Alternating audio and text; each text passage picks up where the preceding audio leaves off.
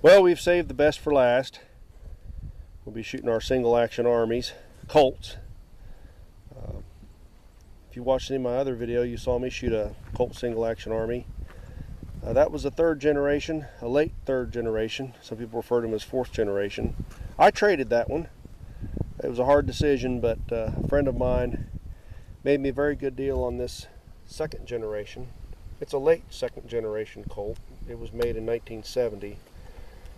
And it's got some more finish wear and spot on the hammer or two, but boy, it just really impressed me as having really good bones when I took it apart, and I really hope it shoots well.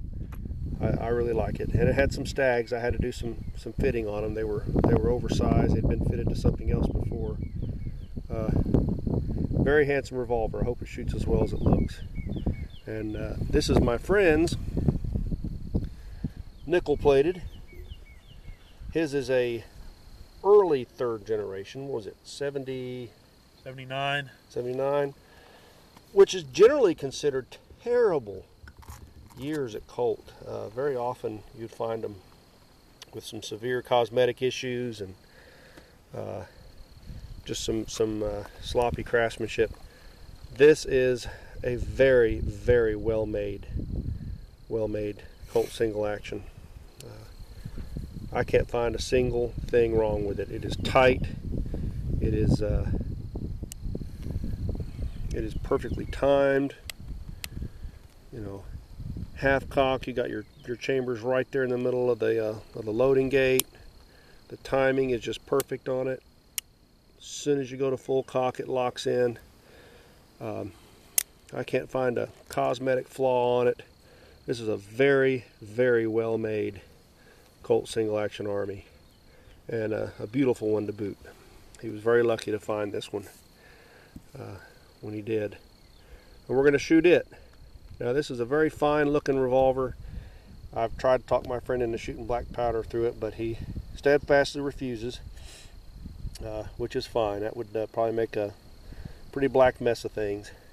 But I'll be shooting mine today exclusively with black powder, and we'll do some velocity testing with it as well. I got two different loads. Until day before yesterday, the lead in this bullet was part of a bag of chilled shot, number 7, number 8 shot, and I spent day before yesterday doing a lot of melting, and then yesterday I did a lot of casting. Probably could have added some tin. Would have got a little bit better fill out with it maybe, but overall pretty good. And since I got the shot for free, I got about 5 or 6 bags of it one day from an old shotgun reloader. Free is good. So today I'll be firing some of that 45 Colt that I shot a little earlier through that hand ejector. Just going to use some of it up. That had that cartridge grade GoX in it that I'm not too pleased with. Be interesting to see. These are two different bullet styles. You got the Elmer Keith style over here, and then the more traditional here. This is it's RCBS mold 454190, and this is 452424. But they both weigh about the same, 250 to 255 grains. They're both over 40 grains of black powder, compressed. But this is triple F GoX, and this is cartridge grade GoX. I think it will be interesting to see the velocity differences the two give. And then my friend here will be shooting some 45 Colt that he and I loaded up. This is 8.5 to 8.7 grains of unique. At that time we were having trouble with the powder measure, and it seems like that was about as close as we could get to precision on our unique load. It's a good mid-range load. It's 9 is considered unique maximum, so this isn't maximum, but it should be a plenty healthy load, and we'll chronograph that through his as well just to see what it does. But very much looking forward to it. Here's my second generation Colt single action army, made in 1970. kind of a special year for me. Load 1, skip a chamber, load 4 more. When you were born, wasn't it? Say again? 1970? Why, yes. Yes, it was. So this is as old as I am. All right. Well, I'm going to do some informal accuracy testing before I shoot it over the chronograph there. In my experience in the past, 40 grains of triple F is a hard kicking load. So we'll see what this does. I'm going to aim at that target up there. Probably it'll shoot high. I'm going to aim at the bottom of it. And it did.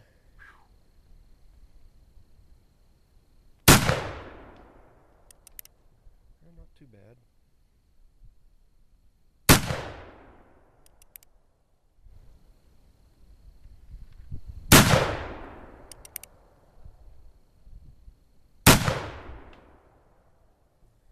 All right. Let's see how our ejection goes. Easy enough to eject.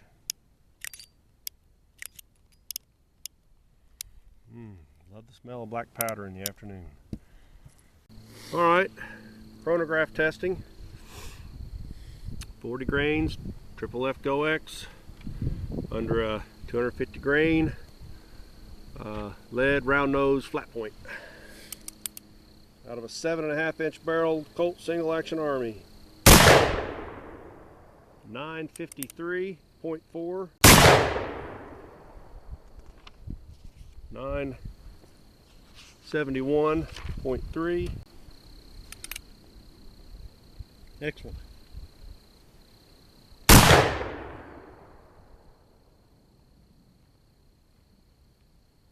$968. 968.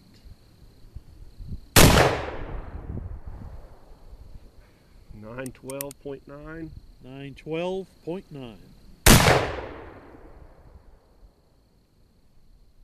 920.7. 920.7. Drop it. Ready. Okay, I said we were going to test this one, this 452424 load, but I just tried to load it in this revolver, and it demonstrates one of the reasons I really like this one versus my other one. The other one was a fine Colt, and it shot okay, but it had really large chambers, and the chamber mouths on this one seem to be 0.45, probably about 0.454, 0.455. But the other ones were much larger, about 0.456, 0.457, I think. The chambers themselves were larger, and I just remember when I tried to load this, in an effort to just get a really good load, these were some that I fired in that one, and I neck sized only. And I left the rest of it the same size as the chamber. You can almost see a slight swell on this case. And I just tried to do some testing, and sure enough, this won't even load all the way in this chamber. It's just too fat. So, although they did work in that second model hand ejector, which I finished honing, I guess the honing operation enlarged the chambers enough. So, won't be testing these today. Not out of this one anyway. It was shooting, I don't know, about point of aim, really. I aimed low and shot low, so. I didn't mean to shoot that. It's got a lighter trigger than yours. It's got a very light trigger. Very light trigger. Should have warned you. Shot just a little high. Ow.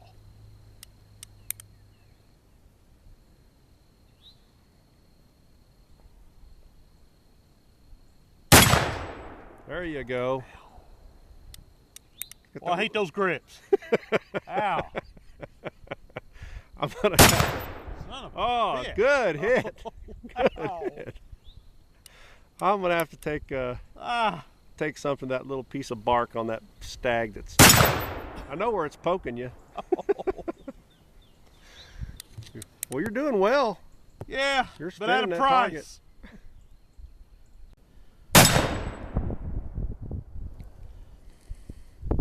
a good shooter. How far away would you say that is? 15 yards? I don't know. I'm terrible at distances. I'm like at distances like I am at directions. Started bragging.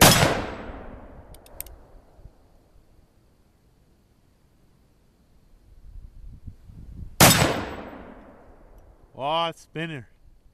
They're spinning. They're spinning. About a point of aim, point of impact load. Good, like man. That. I'm going to have to squirt a little ballast all in there. It's getting a bit stiff. Okay. This revolver appears to be a bit tighter than the other one. It fouls up a bit more quickly. It starts getting to where it's hard to revolve. And that's easily solved though. Easily solved.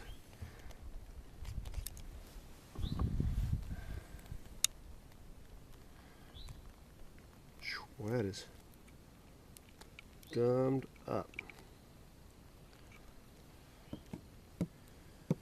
But here I have a product called moose milk. And moose milk is nothing more than ballistol and water. There's varying ratios of water to ballistol to make your moose milk, but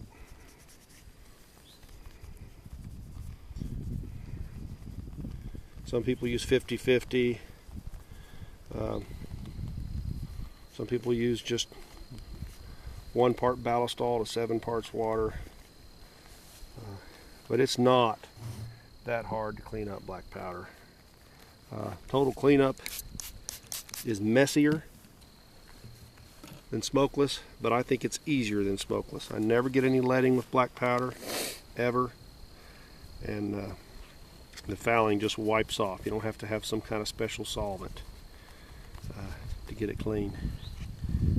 And I'm going to do some more shooting, so I'm not doing an actual cleaning. I'm just doing a quick wipe down. And take a little bit of regular ballistol and squirt it in the works. Sort of a once going over. Just a quick going over to keep this thing shooting. I'm going to have to swab the bores out, and I didn't bring the tool to the table, so but I'm going to go ahead and put this back together again anyway to show you how quickly you can get this back into shooting trim. And it would continue to shoot even gummed up like it was. I just don't want to stress the parts. The hand has a hard time turning a cylinder that's all gummed up.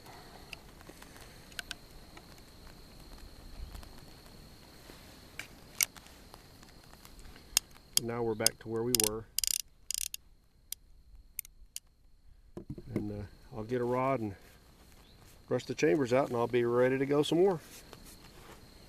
Alright, my friends, Colt Single Action Army, with those hand loads we made. Once again, that was 8.5 to 8.7 grains of unique underneath a 255 grain lead semi-wad cutter, mold 452424, out of his 1979 manufactured nickel-plated Colt Single Action Army.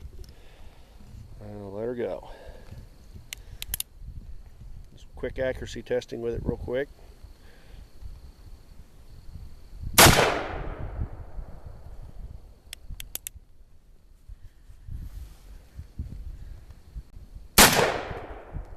Not bad. Not bad. You're shooting just a little to the left, but that's to be expected because the sun is off to our upper right, and that's a shiny front sight. That's a good group too. I really, really like that revolver. All the lore about those early 3rd generation Colts, particularly the ones made in the late 70s and early 80s, being spotty on quality. I would have been afraid to bid on this one. He bought this online on auction, and I'd have been afraid to bid on it. But it's one fine revolver, and pretty good group.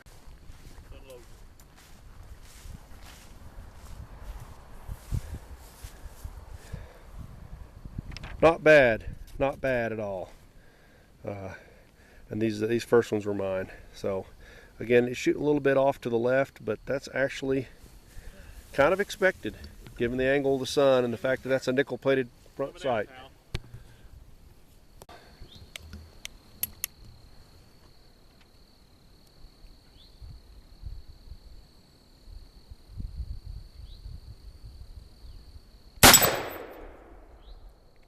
Very nicely done. Oh, well, you must be squeezing it through there somewhere. All right.